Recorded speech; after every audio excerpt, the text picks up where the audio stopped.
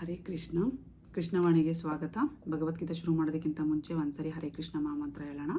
ಹರೇ ಕೃಷ್ಣ ಕೃಷ್ಣ ಕೃಷ್ಣ ಹರೇ ಹರೇ, ಹರೇ ರಾಮ ರಾಮ ರಾಮ ಹರೇ ಹರೇ.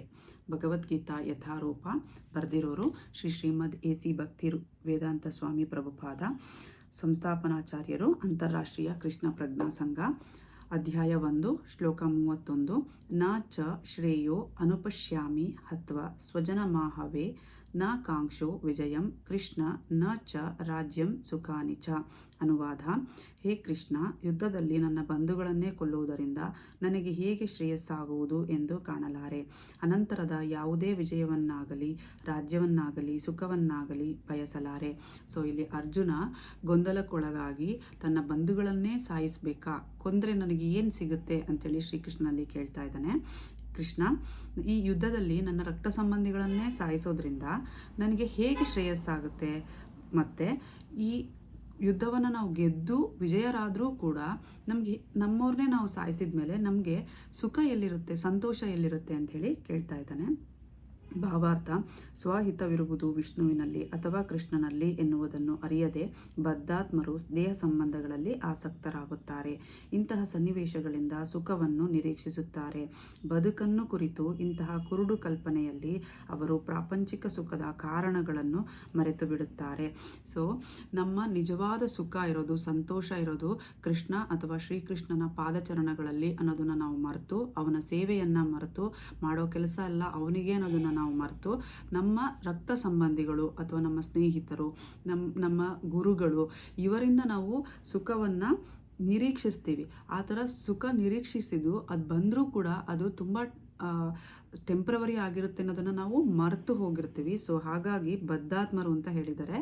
ಅಂದರೆ ನಾವು ನಿಜವಾದ ಸುಖ, ಅಪರಿಮಿತವಾದ ಸುಖ ಇರೋದು ಕೃಷ್ಣನ ಪಾದಚರಣಗಳಲ್ಲಿ ಅನ್ನೋದನ್ನು ಮರೆತು ಕುರುಡರಾಗಿ ಈ ಪ್ರಪಂಚದ ಸಂಬಂಧಗಳಿಗೆ ನಾವು ಜೋತು ಬಿದ್ದು ನಿಜವಾದ ಕಾರಣ ಅಂದರೆ ಕೃಷ್ಣನೇ ಎಲ್ಲದಕ್ಕೂ ಕಾರಣ ಅನ್ನೋದನ್ನು ನಾವು ಮರೆತು ಹೋಗಿ ಈ ತರಹದ ದೇಹ ಸಂಬಂಧಗಳಿಗೆ ಆಸಕ್ತರಾಗಿರ್ತೀವಿ.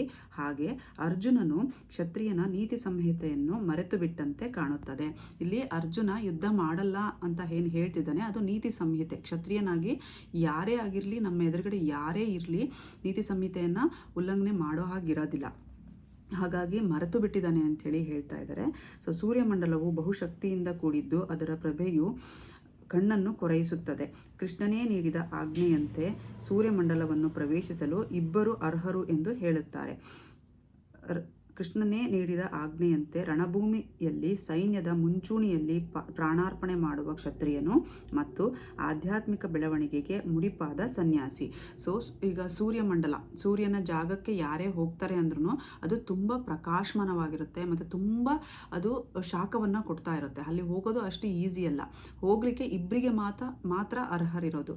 ಅದು ಒಂದು ಕೃಷ್ಣನೇ ಆಜ್ಞೆ ಮಾಡಿ ಯುದ್ಧ ಮಾಡು ಅಂತ ಹೇಳಿದ ಮೇಲೆ ಯಾವ ಕ್ಷತ್ರಿಯ ಯಾವುದನ್ನು ನೋಡದೆ ಯುದ್ಧ ಮಾಡ್ತಾನೋ ಅವನು ಇನ್ನೊಬ್ಬ ಸನ್ಯಾಸಿ, ಆಧ್ಯಾತ್ಮಿಕದಲ್ಲಿ ತುಂಬ ಮುಂದೆ ಹೋಗಿರೋಂಥ ಸನ್ಯಾಸಿ. ಅವರಿಬ್ಬರಿಗೆ ಮಾತ್ರ ಕೃಷ್ಣನ ಜಾಗಕ್ಕಾಗಲಿ ಅಥವಾ ಸೂರ್ಯಮಂಡಲಕ್ಕಾಗಿ ಎಂಟ್ರಿ ಕೊಡುವಂಥ ಒಂದು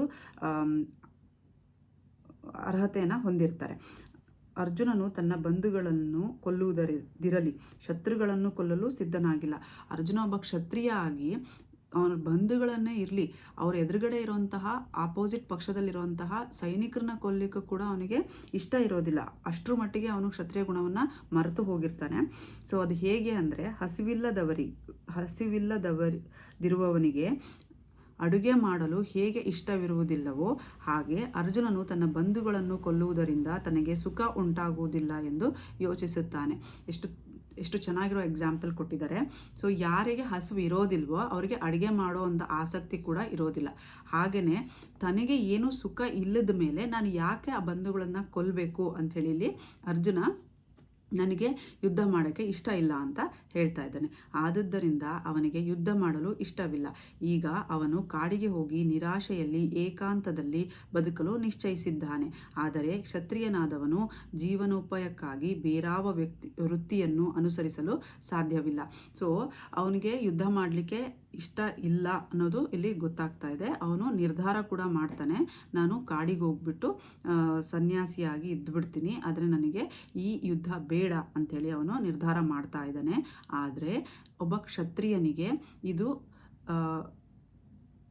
ಯಾವುದೇ ತರಹದ ಶೋಭೆಯನ್ನು ಕೂಡ ತರೋದಿಲ್ಲ. ಯಾಕೆ ಅಂತಂದರೆ ಒಬ್ಬ ಕ್ಷತ್ರಿಯ ಯಾವುದೇ ತರಹದ ಭಿಕ್ಷೆಯನ್ನು ಬೇಡಿ ಆಗಲಿ ಅಥವಾ ಯಾರನ್ನ ಕೇಳಿ ಆಗಲಿ ಜೀವನ ಮಾಡಲಿಕ್ಕೆ ಆಗೋದಿಲ್ಲ ಬೇರೆಯವ್ರ ಥರ. ಅಂದರೆ ಇವಾಗ ಬ್ರಾಹ್ಮಣರು ಇವಾಗ ಕೆಲಸ ಮಾಡಿ ಅವರು ಏನೋ ಕೇಳಿಬಿಟ್ಟು ಇಸ್ಕೊಂಡು ತಿನ್ನೋವಂತಹ ಒಂದು ಅವರಿಗೆ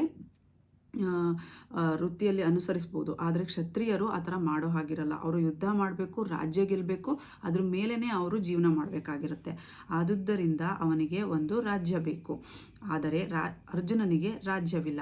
ಸೊ ಒಬ್ಬ ಕ್ಷತ್ರಿಯನಾಗಿ ಕಾಡಲ್ಲಿ ಹೋಗಿ ಇರೋಕ್ಕಾಗಲ್ಲ. ಅವನು ಯುದ್ಧ ಮಾಡಲ್ಲ, ನಾನು ವಾಪಸ್ ಹೋಗ್ತೀನಿ ಅಂತ ಹೇಳೋಕ್ಕೆ ಅವನಿಗೊಂದು ರಾಜ್ಯ ಬೇಕು. ಅವನಲ್ಲಿ ಒಂದು ರಾಜ್ಯ ಕೂಡ ಇರೋದಿಲ್ಲ. ರಾಜ್ಯವನ್ನು ಪಡೆಯಲು ಅವನಿಗೆ ಇರುವುದು ಒಂದೇ ಮಾರ್ಗ, ತನ್ನ ಸೋದರರೊಂದಿಗೆ ಮತ್ತು ದಾಯಾದಿಗಳೊಂದಿಗೆ ಯುದ್ಧ ಮಾಡಿ ತನ್ನ ತಂದೆಯಿಂದ ಬಂದ ರಾಜ್ಯವನ್ನು ಮರಳಿ ಪಡೆಯುವುದು. ಸೊ ಇಲ್ಲಿ ಅರ್ಜುನನಿಗೆ, ಬೇರೆಯವರಾಗಿದ್ದರೆ ಮೇ ಬಿ ಬೇರೆ ರಾಜ್ಯಗಳಿರ್ತಿತ್ತು, ಅವನು ಯುದ್ಧ ಮಾಡಲ್ಲ ಅಂದಿದ್ರು ಅವನು ಹೊರಟೋಗ್ಬೋದಿತ್ತು. ಆದರೆ ಇಲ್ಲಿ ಅರ್ಜುನನಿಗೆ ಯಾವುದೇ ರಾಜ್ಯ ಇಲ್ಲ. ಅವನು ಕ್ಷತ್ರಿಯನಾಗಿ ಯುದ್ಧವನ್ನು ಮಾಡೇನೆ ಆ ರಾಜ್ಯವನ್ನು ಪಡಿಬೇಕು. ಹಾಗಾಗಿ ಅವನು ಯುದ್ಧ ಮಾಡಲೇಬೇಕಾಗುತ್ತೆ. ಅವನ ಹತ್ರ ಏನೂ ಇಲ್ಲದೆ ಇರೋ ಕಾರಣ ಅವನು ತನ್ನ ಸಹೋದರರೊಂದಿಗೆ ದಾಯಾದಿಗಳೊಂದಿಗೆ ಯುದ್ಧ ಮಾಡಲೇಬೇಕಾಗಿರುತ್ತೆ. ಅದೊಂದೇ ಅವನಿಗೆ ಆಪ್ಷನ್ ಉಳಿದಿರುತ್ತೆ. ಯುದ್ಧ ಮಾಡಿ ತನ್ನ ತಂದೆಯ ಆಸ್ತಿಯನ್ನು ಅವನು ಪಡೆದು ಅಲ್ಲಿ ಅವನು ಜೀವನ ಮಾಡಬೇಕಾಗಿರುತ್ತೆ.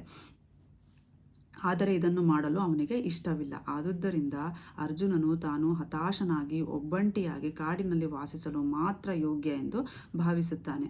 ಸೊ ಅವನಿಗೆ ಯುದ್ಧ ಮಾಡಲಿಕ್ಕೆ ಎಷ್ಟು ಇಷ್ಟ ಇಲ್ಲದೆ ಇರೋದ್ರಿಂದ ಅವನೇ ಅನ್ಕೊತಾನೆ, ನಾನು ಯಾವುದಕ್ಕೆ ಯೋಗ್ಯ, ನಾನು ಯುದ್ಧ ಮಾಡಲಿಕ್ಕೆ ಅಲ್ಲ ಯೋಗ್ಯ, ಮತ್ತು ನಾನು ಒಂದು ಕಾಡಲ್ಲಿ ಹೋಗಿ ಒಬ್ಬ ಸನ್ಯಾಸಿಯಾಗಿ ವಾಸಿಸಲಿಕ್ಕೆ ಮಾತ್ರ ನಾನು ಯೋಗ್ಯನಾಗಿದ್ದೀನಿ ಅಂಥೇಳಿ ಅವನೇ ಭಾವಿಸ್ತಾನೆ ಕೂಡ.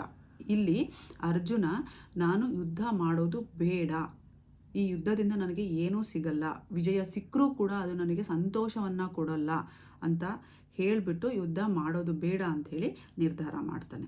ಇದು ಇವತ್ತಿನ ಶ್ಲೋಕ. ಇನ್ನೊಂದ್ಸರಿ ಹರೇ ಕೃಷ್ಣ ಮಹಾಮಂತ್ರ ಹೇಳೋಣ. ಹರೇ ಕೃಷ್ಣ ಕೃಷ್ಣ ಕೃಷ್ಣ ಹರೇ ಹರೇ, ಹರೇ ರಾಮ ರಾಮ ರಾಮ ಹರೇ ಹರೇ. ಹರೇ ಕೃಷ್ಣ. Thank you.